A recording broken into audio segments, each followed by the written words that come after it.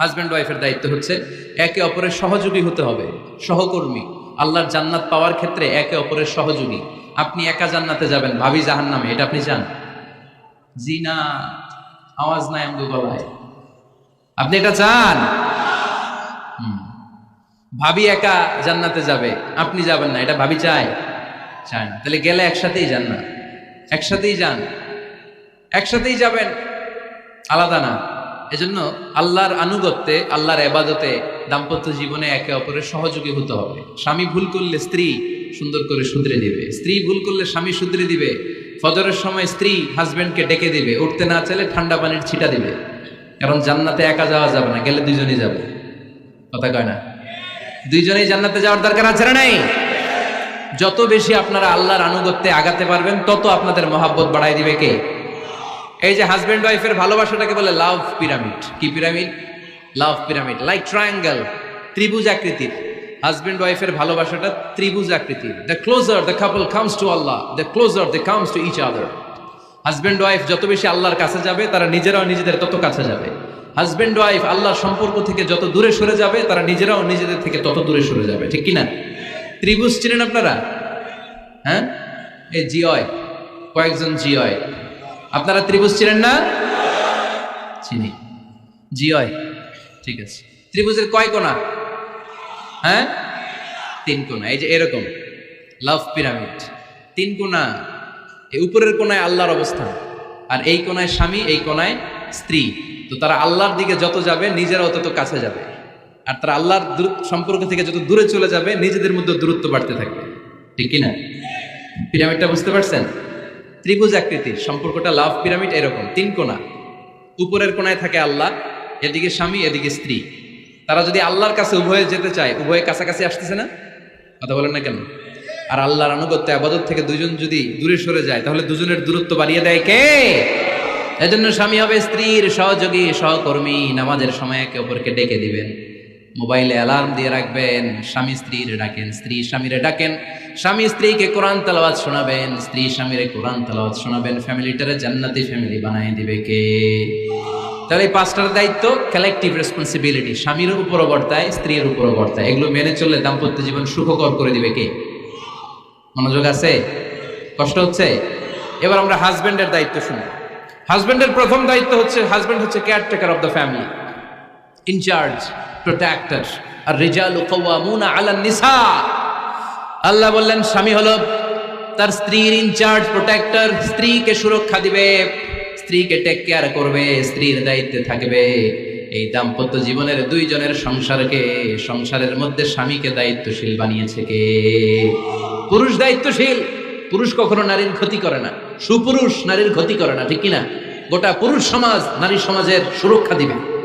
যেগুলো নারীকে একান্তে পেলে রেপ করে, যে ঢাকা বিশ্ববিদ্যালয়ে একটা রেপের ঘটনা ঘটছে না, যে এই বেয়াদবটা এই কাজ করেছে, এটা কি পুরুষ না কুপুরুষ? এটা কি সুপুরুষ না কুপুরুষ? সুপুরুষ নারীর প্রোটেকশন দেয়, নারীর টেক কেয়ার করে, তার ইনচার্জ, তার দায়িত্বশীল। দাম্পত্য জীবনে অর্থনৈতিক যত দায় দায়িত্ব আছে, সব আল্লাহ তাআলা পুরুষের কাঁধে দিয়েছে। কার কাঁধে? এই দাম্পত্য লাইফে নারীর কোনো অর্থনৈতিক দায় দায়িত্ব নারীর কাঁধে আল্লাহ দেয় নাই। এজন্য সব অর্থনৈতিক দায়িত্ব পুরুষের ঘাড়ে। 4টা অর্থনৈতিক দায়িত্ব আছে। পুরুষ নারীকে মহারণা দিবে, পুরুষ নারীকে খাবারের ব্যবস্থা করবে, পুরুষ নারীকে পোশাকের ব্যবস্থা করবে, পুরুষ নারীর জন্য রেসিডেন্সিয়াল ব্যবস্থা করবে। ঠিক কিনা? ওয়াআতুন নিসাআ সাদকাতিহিন্না নিহলা ফাইন তিবনা লাকুম আন শাইইন মিনহু নাফসান ফাকুলুহু হানিআম মারিআ। সুবহানাল্লাহ পড়ে। সব স্বামীদেরকে আল্লাহ ডেকে বললেন, ও স্বামীরা শোনো শোনো, বিয়ের পর সাথে সাথে স্ত্রীর কাছে তুমি মোহরানা আদায় করে দাও। মোহর দেয়া নফল নাকি ফরজ? জোরে বলেন। তোমরা কি দাও? সিলটি পুলা মোহরানা দাও? হ্যাঁ, মোহরানা দিতায় নাকি যৌতুক খাইতা? খিতা করতা? হ্যাঁ, কি দিব? মোহরানা দিব। মোহরানা দেয়াকে খরচ করেছে কে? আল্লাহ। তো মোহর দিতে টাকা লাগে না? এই টাকার দায়িত্ব পুরুষের ঘাড়ে দিছে কে? 2 নাম্বার দায়িত্ব, আলাল মাউলুদি লাহু রিজকুহুন্না ওয়া কিসওয়াতুহুন্না বিল মা'রুফ। স্বামী স্ত্রীর জন্য খাদ্যের ব্যবস্থা করবে, পোশাকের ব্যবস্থা করবে। তিন নাম্বার ওয়াসকিনুহুন্না মিন হাইসু সাকানতুম মিন ওয়াজদিকুম, নিজের সামর্থ্যের মধ্যে থেকে স্ত্রীর জন্য রেসিডেন্সিয়াল একটা এরিয়ার ব্যবস্থা করে দিবে। সুবহানাল্লাহ পড়ো। তাহলে অর্থনৈতিক দায়িত্বের মধ্যে চারটা: মহারানা দেয়া, মিলস খাবারের ব্যবস্থা করা, মানে ফুডিং অ্যান্ড ক্লোথিং পোশাকের ব্যবস্থা করা, সর্বশেষ রেসিডেন্সিয়াল ব্যবস্থা করা। এই যে অর্থনৈতিক সব দায়িত্ব, খরচ যেখানেই আছে সব দায়িত্বগুলো পুরুষের কাঁধে দিল কে? চিল্লায় বলেন কে? খরচের সবকিছু আল্লাহ তাআলা পুরুষের কাঁধে দিয়েছেন। এটা হচ্ছে পুরুষের ফিনান্সিয়াল দায়িত্ব। এবার দাম্পত্য জীবনে পুরুষের নন ফিনান্সিয়াল কিছু দায়িত্ব আল্লাহ তাআলা দিয়েছেন, এগুলো আমরা শুনি। এদিকে ওঠাওটি করলেন কে কে দেখি? আটকান, এদেরকে আটকান, ধরেন ধরেন, এদেরকে ধরেন। হ্যাঁ, কি হয়েছে? শেষ করে দিব? খিতা খৈতা, হ্যাঁ জোরে মাতো, চলবে চলবে, হ্যাঁ তাকবীর পড়েন তো দেখি, যারা চলবে বলতেছেন লিল্লাহি তাকবীর।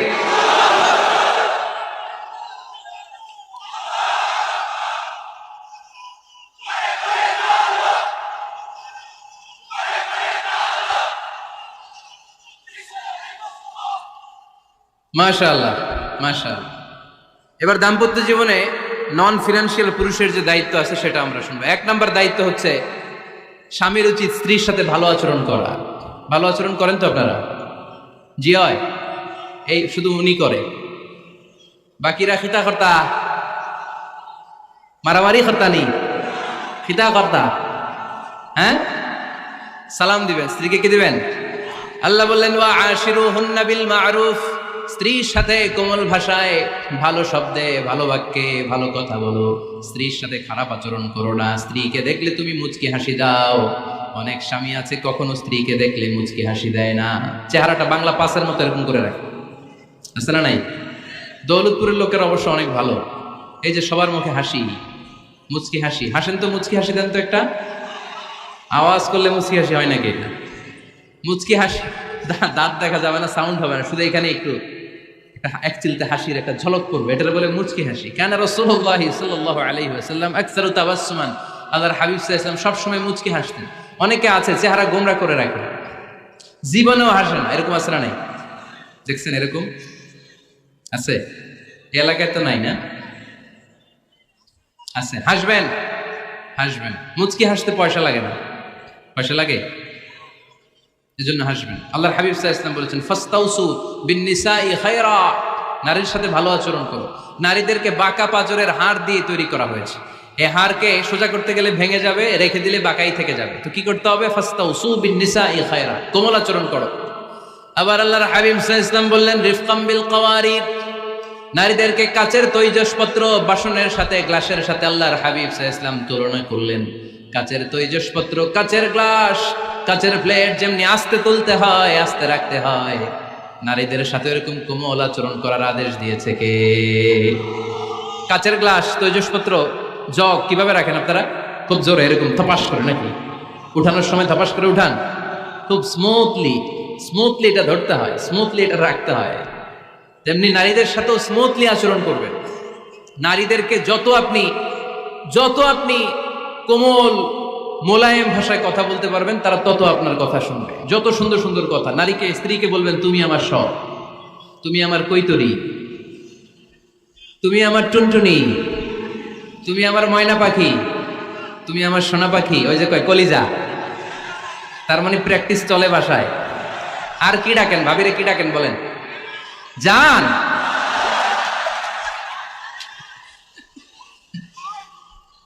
জান ডাকেন। আর ভাবি কি ডাকে আপনাদেরকে? বাবু। কি ডাকে? বাবু ডাকে। আর কি ডাকে? হ্যাঁ, বেবি। পোলাপান কত দুষ্ট দেখছেন, বেবি ডাকে নাকি? স্বামী স্ত্রীর মধ্যে এই সোহাগপূর্ণ, এই ভালোবাসাপূর্ণ এই ডাকাডাকিতে কোনো গুনাহ নাই, আছে সওয়াব। এগুলো দাম্পত্য জীবনকে সুখময় করে, ঠিক কিনা? তাহলে স্ত্রীদের সাথে কোমল আচরণ করতে হবে, এক নাম্বার দায়িত্ব। দুই নাম্বার দায়িত্ব, স্ত্রীর সেক্সুয়াল ডিজায়ারকে ফুলফিল করতে হবে। সেন্সিটিভ, যেগুলো ব্যাখ্যা করে বোঝানো কঠিন। আপনারা বুঝবেন যারা ম্যাচিউরড মোর দেন 18 ইয়ার্স, যারা 18+ যাদের বয়স, সেক্সুয়াল ডিজায়ার ফুলফিল করা হাদিসে এসেছে এটা স্বামীর দায়িত্ব। ফিজিক্যাল ইন্টিমেসির সময় নিজের ডিজায়ার ফুলফিল হলেই কুইট না করা, সময় দেয়া, এটা আবশ্যক। এই বিষয়েও প্রত্যেক স্বামীর খেয়াল রাখা দরকার। সংক্ষেপে শেষ করে দিলাম। 3 নাম্বার, স্ত্রীর ব্যক্তিগত বৈধ কাজে স্বাধীনতা দিতে হবে স্বামীর। অনেক স্বামী এই ছোট্ট বিষয় নিয়ে মারামারি লাগায় ফেলে ঘরে। স্ত্রীর ব্যক্তিগত বৈধ যে চয়েস, এটাতে আপনি স্বাধীনতা দিবেন। স্ত্রীর মনে চায় রান্না বান্না শিখতে, আপনি বললেন তুমি কম্পিউটার শিখো, কিলাকিলি আছে না নাই? স্ত্রীর মনে চায় কাঁথা সেলাই শিখতে, নকশি কাঁথা, আপনি বললেন না তুমি ল্যাঙ্গুয়েজ শিখো, ঝামেলা আছে না নাই? না, প্রত্যেকের আলাদা ব্যক্তিগত রুচি, চাহিদা, মতামতের গুরুত্ব আছে না নাই? এজন্য প্রত্যেক স্বামীর উচিত স্ত্রীর বৈধ ব্যক্তিগত যে কাজ, অবৈধগুলো না। আবার স্ত্রী বলল যে জি বাংলা দেখবো, তুমি একটা টিভি নিয়ে আসো, আনা যাবে? কথা বলেন। স্ত্রী বলল চলো পহেলা বৈশাখে আমরা নাচানাচি করব তুমি আর আমি মিলে, এটা মানা যাবে না। স্ত্রীর ব্যক্তিগত বৈধ কাজের স্বাধীনতা দেয়া। আম্মা জান আয়েশা রাদিয়াল্লাহু তাআলা আনহা বলেন, ওয়া কানা লি সাওয়াহিবু ইয়ালআবনা মাই, বুখারীর বর্ণনা, আমি যখন আল্লাহর হাবিব সাল্লাল্লাহু আলাইহি ওয়াসাল্লামের বাড়িতে বউ হয়ে আসলাম, আমার কিছু খেলার সাথী ছিল। আমি কাপড় দিয়ে পুতুল বানাতাম আর ঘোড়া বানাতাম, এগুলো দিয়ে খেলতাম। আমার সাথীরা আসলে রাসূল সাল্লাল্লাহু আলাইহি ওয়াসাল্লাম ঘরের পর্দা নামিয়ে দিয়ে আমার জন্য ঘরটা ছেড়ে দিত। সুবহানাল্লাহ কইতে পারলেন না? আল্লাহর হাবিব সাল্লাল্লাহু আলাইহি ওয়াসাল্লাম কখনো বলতেন না আয়েশা তোমার বান্ধবীরা যেন ঘরে না আসে, কখনো বলতেন না আয়েশা আমি নবী মানুষ, তুমি নবীর বউ, তুমি কেন পুতুল দিয়ে খেলো, তুমি যেন কাপড় দিয়ে পুতুল বানাও, কেন ঘোড়া বানাও, এগুলো বন্ধ করো। কোনদিন বিশ্বনবী আম্মা জান আয়েশা রাদিয়াল্লাহু তাআলা আনহার পুতুল খেলায় বাদ সাধেন নাই, সাথীদের সাথে খেলাধুলায় কখনো বাধা দেন নাই। সুবহানাল্লাহ পড়েন। ছোট্ট মেয়েদের জন্য কাপড়ের পুতুল দিয়ে খেলাধুলা করা এটা জায়েজ, কারণ ছোট্ট মেয়েরা দেখবেন পুতুল বানায়, এটার দুধ খাওয়ায়, এটার জন্য রান্না করে, এটার গোসল করায়। এটাকে ছোট্ট মেয়েদের জন্য পুতুল খেলা জায়েজ রাখা হয়েছে এজন্য, কারণ তারাই কিছুদিন হবে এই প্রজন্মের মা। তাদের সন্তানদেরকে কেমন করে লালন পালন করবে তার একটা প্র্যাকটিস খেলার ছলেই ছোটবেলায় হয়ে যায়। সুবহানাল্লাহ পড়েন। এজন্য 3 নাম্বার দায়িত্ব স্ত্রীর ব্যক্তিগত হালাল যে কাজগুলো আছে তার ব্যক্তিগত এই ভালো কাজগুলোতে আপনার স্বাধীনতা দিতে হবে, বাধা দেয়া যাবে না। প্রশংসা করবেন। কি করবেন? প্রশংসা। আমরা খালি দোষ খুঁজি, তোমার রান্না ভালো না, তোমার চেহারা ভালো না, তোমার বাপ ভালো না, তোর মা ভালো না, তোর 14 গোষ্ঠী খারাপ, আছে না নাই? তো এই বেডি আপনারা ভালোবাসবে? এই বেডি তো আজীবন আপনার বদনাম করবে, ঠিক কিনা? কোনোদিন তারে আপনি প্রশংসা করলেন না, প্রশংসা করবেন। স্ত্রীর চেহারার প্রশংসা করেন, যে তুমি সুন্দর, তুমি সুন্দরী, এরকম বলেন, খুশি হবে না? হ্যাঁ, তুমি সুন্দর তাই চেয়ে থাকি, সে কি মোর অপরাধ? কোনো অপরাধ নাই, ইচ্ছা মতো গাইতে থাকেন স্ত্রীর শানে গান, সব আছে না নাই? তবে শুধু স্ত্রীকে শোনানো যাবে, ভাবিরে শোনানো যাবে, শালীরে শোনানো যাবে, পাশের বাড়ির কাউরে শোনানো যাবে? দেখেন ইসলাম কত চেক এন্ড ব্যালেন্স। স্ত্রীকে আপনি গান শোনান, কোনো গুনাহ নাই, আছে শুধু সওয়াব। তাহলে 4 নম্বর পয়েন্ট হচ্ছে এপ্রিসিয়েশন। সারাদিন এই মহিলাটা ফজরের পর থেকে উঠে ঘর গুছায়, মশারিগুলো খোলে, বিছানা পরিষ্কার করে, বাচ্চাদেরকে ক্লিন করে, স্কুলের টিফিন রেডি করে দেয়, বাচ্চাদেরকে স্কুলে যেতে দেয়, আপনার জন্য খাবার রেডি করে, কাপড় ধোয়, ঘরের সবাইকে দেখভাল করে। একদিনও আপনি তার এপ্রিসিয়েশন করলেন? এরকম ডাকাইত স্বামী আছে না নাই? দৌলতপুরে নাই, এখানে সব ভালো। এপ্রিসিয়েট করবেন। আমরা ভুলে যাই, একটা থ্যাঙ্কস দিতে ভুলে যাই, একটা জাযাকিল্লাহ, আল্লাহ তোমাকে জাযা দেখ, এটাও বলি না। এদিকে তাকান, বলবেন তুমি সুন্দরী, তুমি অনন্যা, তুমি সুস্নিগ্ধা, তুমি প্রিয়ংবদা, তুমি সুহাসিনী, তুমি সুকেশিনী, তুমি সুভাষিনী, তুমি অসূর্যম পোষ্যা, মেঘে কালো কেশ, কাজল কালো চুল, হরিণের মতো ডাগর ডাগর দুটি তোমার চোখ। আহা হা, পোলাপান খুশি হয়ে গেছে। আহা হা, ওরা মুখস্থ রাখতেছে, বলবে এগুলা, বিয়ে করে নাই কিন্তু এখনো। তো জায়গা মতো বলবা, গার্লফ্রেন্ডে বলো না। আবার কাকে বলবা? স্ত্রীকে। কাকে? স্ত্রীকে। পারা যাবে না একটু এপ্রিসিয়েশন দেওয়া যাবে না? ওনাদেরকে একটু প্রশংসা করবেন। প্রশংসা পেলে নারীরা বড্ড খুশি হয়। যদি আপনি বলেন যে তোমার রান্নাটা আজকে অসাধারণ হয়েছে, দেখবেন আরেক বাটি আইনা দিতেছে, খাইতে পারতেছে না, এরপর পাতে তুলে দেয়, আরেকটু খাও, আরে খাও না, আছে না নাই? ওই যে প্রশংসা করছেন, খুশি হয়ে গেছে তো। আপনি 10,000 টাকার বান্ডিল দিয়ে আপনার বউকে যত খুশি করতে না পারবেন, রান্না মজা হয়েছে এইটা বলে আপনি অনেক বেশি খুশি করতে পারবেন।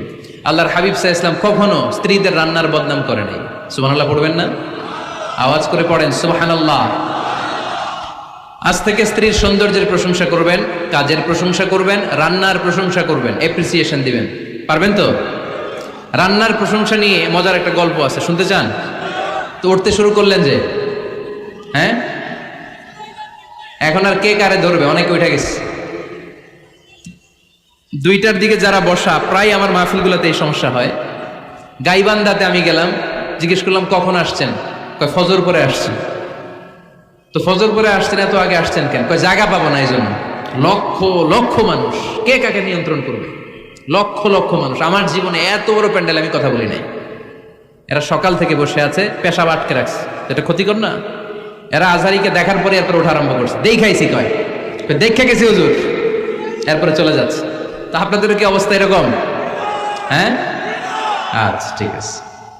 তো রান্নার প্রশংসা নিয়ে যে মজার গল্পটা আপনাদের শোনাতে চাই, এদিকে তাকান, মনোযোগী হন। আমার ওয়াজ শুনে এক লোক মনে মনে নিয়ত করছে যে আয়রে, জীবনে তো রান্নার প্রশংসা করলাম না, আজকে রান্নার প্রশংসা করব। তো মাহফিল শেষে বাসায় গেছে, স্ত্রী তাকে খাবার দিয়েছে, স্বামী খাবার খায় আর মিটি মিটি হাসে। স্ত্রী বলে, এই মাহফিল শুনে আসছো, রাত বাজে 12টা, খাচ্ছ ভালো কথা, হাসো কেন?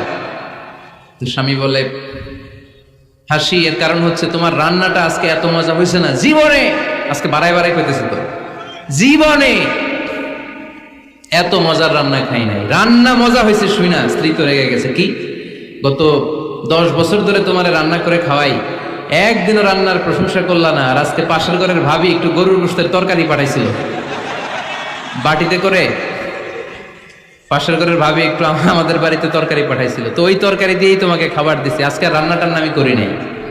তো ওই বেটির রান্না তোমার এত ভালো লাগছে, এই 10 বছরে একদিনও কইলা না, আজকে এটা কইলা, খাও খাও, তোমার মজার খাও, আর রান্ধুম না। তো প্রশংসা করলে বুঝে শুনে করবেন, একটু এনশিওর হবেন যে রান্নাটা করছিল কে। তা না হইলে কিন্তু ঘরে চুলায় আগুন জ্বলবে না, টানার রোজা রাখা লাগবে, ঠিক কিনা? তো 4 নাম্বার গেল অ্যাপ্রিসিয়েশন, একটু অ্যাপ্রিসিয়েশন দিবেন। আল্লাহর হাবিব সব সময় স্ত্রীদের প্রশংসা করতেন। সেই বুখারীর বর্ণনা, আল্লাহর হাবিব বলেন, ইন্না ফাদলা আয়েশা আলান নিসা কাফাদলি সারিদ আলা সাইরিত তাআম। আরব ভূখণ্ডের মধ্যে সব খাবারের উপরে সারিদ খাবার যেমনি সেরা, দুনিয়ার সব নারীদের মধ্যে আমার আয়েশা তেমনি সেরা। সারিদ একটা খাবার আছে। আমি যখন মিশরে পড়তাম আল আজহার ইউনিভার্সিটিতে, আমাদের ইউনিভার্সিটিতে সরকারের পক্ষ থেকে সরকারিভাবে খাবার দেয়া হতো। আমাদের খাবারের খরচ বহন করতেন ওমানের সুলতান কাবুস। এই গত 3-4 দিন আগে ইন্তেকাল করেছেন। নাম শুনছেন আপনারা? প্রায় 40 বছরেরও বেশি মনে হয়, 45 বছর বা 50 বছরের লম্বা সময় উনি ওমানের প্রেসিডেন্ট ছিলেন। উনি আমাদের খাবারের খরচটা বহন করতেন। কিছুদিন আগে ইন্তেকাল করেছেন। আমরা ওনার জন্য দোয়া করি, আল্লাহ তাআলা এই সুলতান কাবুসের জীবনের গুনাহগুলো মাফ করে নিক, ওনার সমস্ত খেদমত আল্লাহ কবুল করে নিক। তো আমাদের আল আজহার ইউনিভার্সিটির হোস্টেলে ঈদের দিন একটা খাবার দিত, এটার নাম ছিল সারিদ। রুটি আর গোশত এগুলোকে ম্যাশড করে একটা স্তর বানাতো, এটা কেটে কেটে আমাদেরকে দিত, এটাকে বলে সারিদ। আরব দেশে সবচেয়ে দামি খাবার। আমাদের দেশে যেমনি পোলাও, হ্যাঁ, গরুর রেজালা, রোস্ট, এগুলো খুব উন্নত খাবার ধরা হয়, বিয়েতে সার্ভ করা হয়। আরব দেশে ওইটাকে বলে সারিদ, শ্রেষ্ঠ খাবার। আল্লাহর হাবিব বললেন, সব খাবারের মধ্যে যেমনি সারিদ সেরা, নারীকুলের মধ্যে তেমনি আমার আয়েশা সেরা। দেখেন কেমনে এপ্রিসিয়েট করতেন। আম্মা জান আয়েশাকে তিনি সবসময় আদর করে হামায়রা বলে ডাকতেন। হামায়রা মানে লাল সুন্দরী বউ। কি সুন্দরী? আম্মা জান আয়েশা রেগে গেলে গাল দুটো আনার ফলের মতো লাল হয়ে যেত, এজন্য ডাকতেন, ও আমার লাল সুন্দরী বউ। সুবহানাল্লাহ কইতে পারলেন না? আবার আম্মা জান খাদিজাতুল কুবরা তাহেরা রাদিয়াল্লাহু তাআলা আনহার ব্যাপারে বলতেন, ইন্নী কদ রুজিকতু হুব্বাহা। সহিহ মুসলিমের বর্ণনায় তিনি বলতেন, খাদিজার ভালোবাসা আল্লাহ তাআলা আমার হৃদয়ে রিজিক হিসেবে দিয়েছে। আওয়াজ করে পড়েন আল্লাহু আকবার। তো এইজন্য অ্যাপ্রিসিয়েট করবেন। 5 নাম্বার হচ্ছে আপনার ভালোবাসা স্ত্রীকে প্রকাশ করুন। এক ছাদের নিচে আজীবন বসবাস, 20 বছর হয়ে গেছে এদের সংসার, একদিনও মুখ ফুটে বলতে পারে নাই তোমারে ভালোবাসি। পারছেন? হ্যাঁ, কে কে পারছেন দেখে হাত তোলেন। হাত অর্ধেক তুলে আবার নামায়, ভেজাল আছে, ঠিক কিনা? ভালোবাসি বলছিলেন? কারে বলছিলেন? ভাবিকে না গার্লফ্রেন্ডকে? হ্যাঁ, স্ত্রীকে বলবেন, নিজের স্ত্রীকে বলবেন আই লাভ ইউ। কি বলবেন? কথা বুঝে না বোধহয়। কি বলবেন? সবাই বলেন, কি বলবেন? মুরব্বী একজনও কয় না, কয় এতদিন কইছি না, অহনো কম না। তিরমিজির বর্ণনা দেখেন, বিশ্বনবী যে আই লাভ ইউ বলতো তার দলিল শুনেন।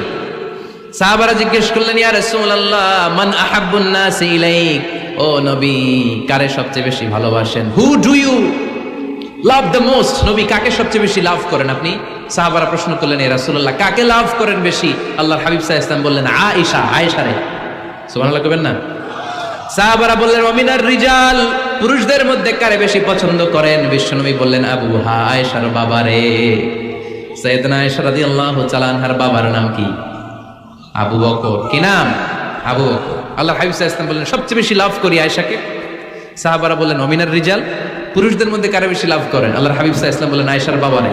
সুবহানাল্লাহ পড়েন। আম্মা জান আয়েশাকে বিশ্বনবী এত ভালোবাসতেন, আম্মা জান আয়েশা পেয়ালার যেইখানে ঠোঁট লাগিয়ে দুধ পান করতেন, বিশ্বনবী পেয়ালার ওই জায়গাটা খুঁজে খুঁজে ওই জায়গায় ঠোঁট লাগিয়ে দুধ পান করতেন। আম্মা জান আয়েশা রাদিয়াল্লাহু তাআলা না গোশত খেয়ে হাড্ডি চষে হাড্ডিটা রেখে দিলে বিশ্বনবী আম্মা জান আয়েশার চষা হাড্ডিটা মুখে নিয়ে আবার চষতে শুরু করে দিতেন। পড়েন সুবহানাল্লাহ। দুইজন একসাথে এক বালতি থেকে পানি নিয়ে গোসল করতেন। পড়েন আল্লাহু আকবার। তাহলে এভাবে ভালোবাসা প্রকাশ করতে পারবেন তো? 6 নাম্বার স্বামীর দায়িত্ব হচ্ছে গৃহস্থলী ছোটখাটো যে কাজ আছে এই কাজগুলোতে হেল্প করা। আমরা অনেক সময় এগুলোর লজ্জা মনে করি। আল্লাহর হাবিব সাল্লাল্লাহু আলাইহি ওয়াসাল্লাম আমাদের মডেল। আল্লাহর হাবিব সাল্লাল্লাহু আলাইহি ওয়াসাল্লাম ঘরের কাজে সাহায্য করতেন। আপনারা এইভাবে ওটা শুরু করলেন? হ্যাঁ, বউকা বসেন বসেন বসেন, শেষ করে দিচ্ছি, আর 10 মিনিট বসেন। আল্লাহর হাবিব সাল্লাল্লাহু আলাইহি সাল্লাম ঘরের কাজে সাহায্য করতেন। আপনারা ঘরের কাজে সাহায্য করেন তো? আম্মা জান আয়েশা বলেন, বিশ্বনবী নিজ হাতে জুতা সেলাই করেছেন, নিজ হাতে জামা সেলাই করেছেন। মুসনাদে আহমদ ইবনে হাম্বলের বর্ণনা, আল্লাহর রাসূল সাল্লাল্লাহু আলাইহি ওয়াসাল্লাম দুধ খেতে মন চাইলে নিজ হাতে ছাগলের দুধ দহন করেছেন। সুবহানাল্লাহ। নিজে আটার খামির বানাতেন, আম্মা জান আয়েশা চুলায় সেকা দিতেন। আবার আম্মা জান আয়েশা রাদিয়াল্লাহু তাআলা আনহা আটার খামির বানাতেন, বিশ্বনবী এটা চুলায় সেকা দিতেন। সুবহানাল্লাহ পড়ে। দুধ খেতে চাইলে নিজ হাতে বিশ্বনবী ছাগির ওলান থেকে দুধ দহন করে আম্মা জান আয়েশার কাছে এনে দিয়ে দিতেন। সুবহানাল্লাহ পড়ে। তাহলে ঘরের কাজে সহায়তা করবেন, ঘরের কাজে সহায়তা। 7 নাম্বার হালাল এন্টারটেইনমেন্ট, হালাল বিনোদন, এটা ইসলাম জায়েজ রেখেছে। অনেকে আমরা বিনোদনটাকে হারাম মনে করি, এরকম আছে না নেই? হ্যাঁ, বিনোদন 2 ধরনের, একটা হারাম এন্টারটেইনমেন্ট আর একটা হচ্ছে হালাল এন্টারটেইনমেন্ট। আম্মা জান আয়েশা রাদিয়াল্লাহু তাআলা আনহাকে নিয়ে মরুভূমিতে দৌড়াদৌড়ি করতেন। ভাবির সাথে দৌড়াদৌড়ি করছেন কারা কারা? দেখি হাত তোলেন। হ্যাঁ, দৌড়াদৌড়ি করছেন কোথায়? যৌতুকের লাগে হেতে দৌড়াইছেন? হেতি বাসাল্লাই দিছে দৌড়, এই দৌড়াদৌড়ি না। আম্মা জান আয়েশা রাদিয়াল্লাহু তাআলা আনহার সাথে বিশ্বনবী মরুভূমিতে দৌড়াদৌড়ি করেছেন। বলেছেন, আয়েশা দেখো কে কার আগে ওই খেজুর বাগান ধরতে পারে, তুমি আগে না আমি আগে। একবার বিশ্বনবী জিতলেন, তার 7 বছর পরে প্রথমে আম্মা জান আয়েশা রাদিয়াল্লাহু তাআলা আনহা ওই দৌড়ে জিতলেন। তার 7 বছর পরে বিশ্বনবী জিতে আম্মা জান আয়েশাকে হারাই দিলেন। পড়েন সুবহানাল্লাহ। ঈদের দিন আম্মা জান আয়েশাকে হাবাসি সাহাবাদের তীর আর বল্লম দিয়ে যে খেলা চলতে, এই খেলা দেখাতেন। সুবহানাল্লাহ পড়েন। বিশ্বনবী খেলা দেখাতেন আম্মা জান আয়েশাকে। এই হচ্ছে স্বামীর দায়িত্ব। হালাল এন্টারটেইনমেন্ট আপনি করতে পারবেন। বসেন, দোয়া করে দিচ্ছি, বসেন। বুঝতে পারছি অনেক আগে আসছেন আপনারা। বসেন, বসে যান, এখনই দোয়া হচ্ছে। বসেন বসেন বসেন বসেন, এখনই দোয়া করব। বসে যান, বসে যান। বউকা মাদ্রাসার বিল্ডিং এর কন্ট্রাক্টরের জন্য দোয়া চেয়েছেন, আমরা দোয়া করি আল্লাহ কবুল করুক। আমার ছেলে মেয়ের বিয়ের বয়স হয়ে গেল, পরিবারে বিয়ের কথা বলতে পারি না, লজ্জায়। আহারে কি কষ্ট। মনে করি পরে করে, এটা বললে তারা বলবে এখনো বয়স হয় নাই বিয়ের, পরিবার থেকে বিয়ের কথা চিন্তা করে না। এ ব্যাপারে কিছু বলুন। কিছু বললাম। এই সমস্যা পুরো বাংলাদেশের, ছেলে মেয়েদেরকে সময় মতো বিয়ে দেয় না। ইউটিউবে এই নিয়ে আমার কথাবার্তা পাবেন, শুনে নিয়ে। ছেলের বাবা মেয়ের বাবাদেরকে বলি, ছেলে মেয়েরা উপযুক্ত হলে বিয়ে দিয়ে দেন। বিয়ে না দিলে যৌবনের তাড়নায় যত পাপ করবে, এই পাপগুলো মা বাবার কাঁধেও আছড়া নেই।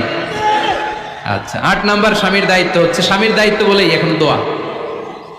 স্ত্রীর মতামতের গুরুত্ব দিবেন। অনেক স্বামী আছে বাজার করতে গেলে নিজের যেটা মন চায় ওইটাই কিনে, আছড়া নাই।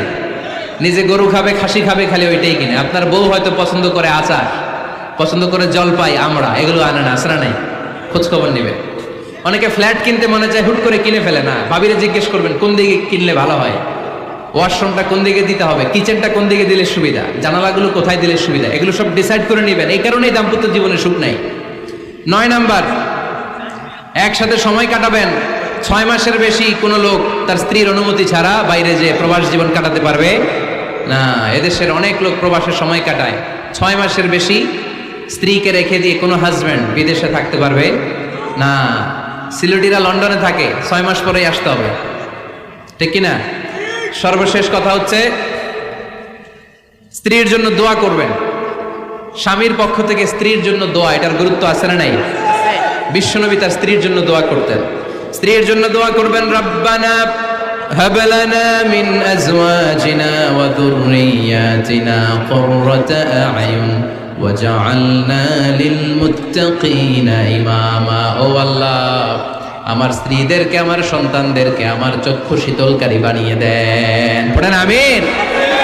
আল্লাহ আমার স্ত্রীকে এমন বানান, স্ত্রীকে দেখলেই যেন আমার হৃদয়টা প্রশান্ত হয়, আমার চোখ যেন জুড়িয়ে যায়।